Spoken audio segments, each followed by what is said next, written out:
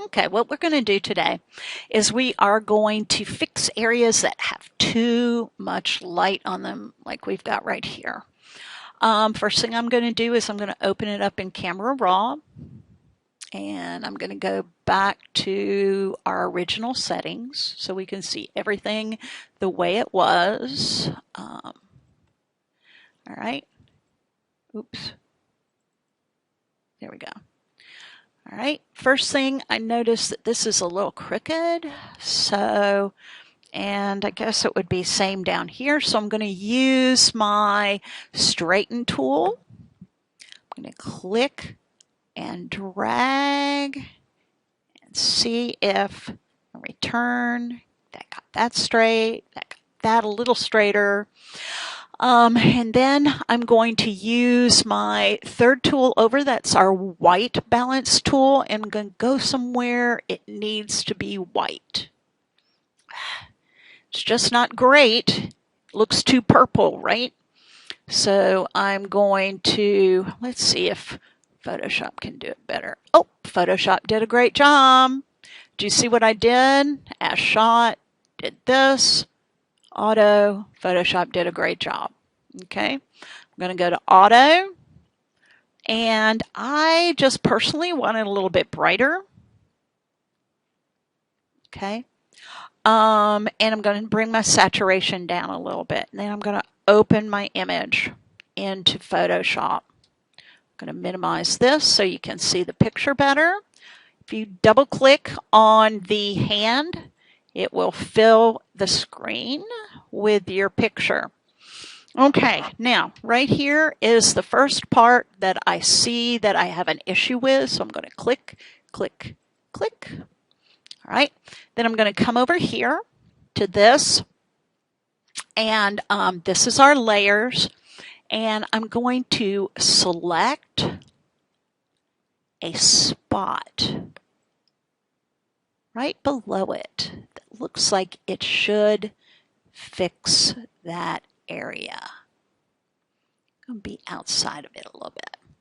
Okay, then I'm going to go edit, copy, edit, paste, and you can't see it, but it's there. Get your move tool, and we can move that right over that space, get it to the corner so we can get that there. And you notice when I did the paste, it gave me a layer. That's a good thing. Okay, I'm going to lock it in place. I'm going to choose. Now, we can still see those edges, so we're going to put a mask on. We're going to get our paintbrush, make sure black is on top. I'm going to use a very soft paintbrush. Sorry about that, guys. And a bigger paintbrush. And I'm just going to try and soften those edges up a little bit so that I can't see them quite as much. I'm going to maybe lower my opacity a bit so that those edges kind of go away. Whoop, kind of went away too much. I'm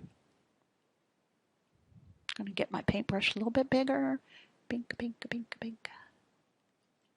If you've ever had me in class before, you know I make those crazy little noises. Oh, I took too much. I'm going to go to my white, reduce the size of my paint brush by using those bracket tools. I'm just going to paint that back in. There. Now, let's get back. Fit on screen. I can kind of see it. It still bugs me a little bit. All right, but we've got another space up here that we need to fix as well. So this time I'm going to use a new tool, third from the top. It's a lasso, but we're going to use the polygonal lasso. It's the second one, and what it allows you to do is just click in points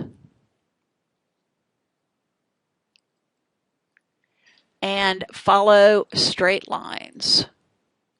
Really nice. It's really nice. Okay. Now, what I'm going to do is I'm back at my layers. I'm going to add a new layer. And then I'm going to go to my eyedropper. I'm going to choose the color that's there. I'm going to use my paint bucket and I'm going to fill it with that color. I'm going to go to select, delete selection, and this is the way it was. This is the way it is. Then we layer, flatten, filter, smart sharpen. Okay. And then you can save it.